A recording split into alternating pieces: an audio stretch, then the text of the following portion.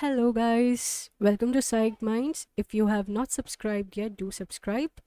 We are reading Freedom from the Known by J. Krishnamurti, Chapter 12, The Observer and the Observed. Please go on with me a little further. It may be rather complex, rather subtle, but please go on with it. Now, when I build an image about you or about anything, I am able to watch that image. So there is the image and the observer of the image. I see someone, say, with a red shirt on, and my immediate reaction is that I like it or that I don't like it. The like or dislike is the result of my culture, my training, my association, my inclinations, my acquired and inherited characteristics. It is from that center that I observe and make my judgment, and thus the observer is separate from the thing he observes. But the observer is aware of more than one image. He creates thousands of images. But is the observer different from these images? Isn't he just another image? He is always adding to and subtracting from what he is. He is a living thing all the time, weighing, comparing, judging, modifying, and changing as a result of pressures from outside and within, living in the field of consciousness, which is his own knowledge, influence, and innumerable calculations. At the same time, when you look at the observer, who is yourself, you see that he is made up of memories, experiences, accidents, influences, traditions, and infinite varieties of suffering, all of which are the past. So the observer is both the past and the present, and tomorrow is waiting, and that is also a part of him. He is half alive and half dead, and with this death and life, he is looking with the dead and living leaf. And in that state of mind, which is within the field of time, you, the observer, look at fear, at jealousy, at war, at the family, that ugly enclosed entity called the family, and try to solve the problem of the thing observed, which is the challenge. The new, you are always translating the new in terms of the old, and therefore you are everlastingly in conflict. One image, as the observer, observes dozens of other images around himself and inside himself, and he says, I like this image, I'm going to keep it, or I don't like that image, so I'll get rid of it. But the observer himself has been put together by the various images which have come into being through reactions to various other images. So we come to a point where we can say the observer is also the image, only he has separated himself and observes. This observer, who has come into being through various other images, thinks himself permanent, and between himself and the images there is a division, a time interval. This creates conflict between himself and the images he believes to be the cause of his troubles. So then he says, I must get rid of this conflict. But the very desire to get rid of the conflict creates another image. Awareness of all this, which is real meditation, has revealed that there is a central image put together by all the other images, and this central image, the observer, is the sensor, the experiencer, the evaluator, the judge who wants to conquer or subjugate the other images or destroy them altogether.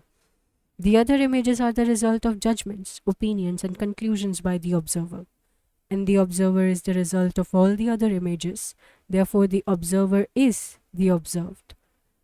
So awareness has revealed the different state of one's mind, has revealed the various images and the contradiction between the images, has revealed the resulting conflict and the despair at not being able to do anything about it, and the various attempts to escape from it. All this has been revealed through cautious, hesitant awareness, and then comes the awareness that the observer is the observed. It is not a superior entity who becomes aware of this. It is not a higher self. The superior entity, the higher self, are merely inventions, further images. It is the awareness itself which has revealed that the observer is the observed. If you ask yourself a question, who is the entity who is going to receive the answer? And who is the entity who is going to inquire? If the entity is part of consciousness, part of thought, then it is incapable of finding out.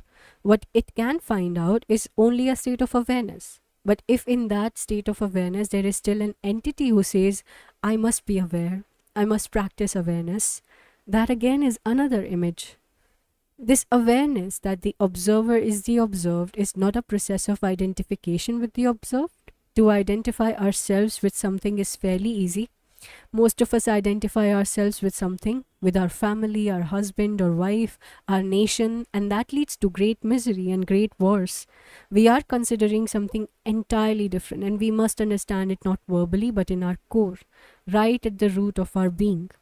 In ancient China, before an artist began to paint anything, a tree for instance, he would sit down in front of it for days, months, years, it doesn't matter how long, until he was the tree. He did not identify himself with the tree, but he was the tree. This means that there was no space between him and the tree. No space between the observer and the observed. No experiencer experiencing the beauty, the movement, the shadow, the depth of a leaf, the quality of color. He was totally the tree, and in that state, only could he paint. Any movement on the part of the observer, if he has not realized that the observer is the observed, creates only another series of images, and again, he is caught in them. But what takes place when the observer is aware that the observer is the observed? Go slowly, go very slowly, because it is a very complex thing we are going into now. What takes place? The observer does not act at all. The observer has always said, I must do something about these images, I must suppress them or give them a different shape. He is always active in regard to the observed, acting and reacting passionately or casually, and this action of like and dislike on the part of the observer is called positive action. I like, therefore I must hold, I dislike, therefore I must get rid of. But when the observer realizes that the thing about which he is acting is himself, then there is no conflict between himself and the image. He is that. He is not separate from that. When he was separate, he did or tried to do something about it, but when the observer realizes that he is that, then there is no like or dislike and conflict ceases. What is he to do? If something is you, what can you do? You cannot rebel against it or run away from it or even accept it. It is there. So all action that is the outcome of reaction to like and dislike has come to an end. Then you will find that there is an awareness that has become tremendously alive. It is not bound to any central issue or to any image, and from that intensity of awareness there is a different quality of attention. And therefore, the mind, because the mind is this awareness, has become extraordinarily sensitive and highly intelligent. That brings us to the end of chapter 12.